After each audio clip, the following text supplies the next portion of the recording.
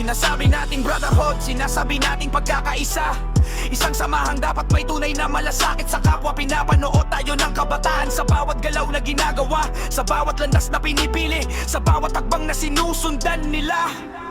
Tayo'y tinuruan na maglingkod, hindi upang manakit, magpatatag ng tao, hindi ng sugat na mananatiling bahid. Kung tayo ang gagabay sa kabataan, ipaalam natin ang malinaw respeto, hindi takot ang dahilan kung bakit sila lalapit sa atin ngayon. Mga kapatid ng tao, Gamafi, pakinggan ang panawagan. Magkaisa tayo upang baguhin ang nakasanayan. Ang apoy ng Triskelion ay dapat magbigay liwanag para sa kabataan ng ngayon at ng bukas. Hindi yan ang magdusa upang patunayan ng lakas ang tunay na kapatiran, na hindi kailanman dapat mali ang landas. Ang ating pamana ay dapat maging ganito: dangal, tapang at tunay na pagkakaisa.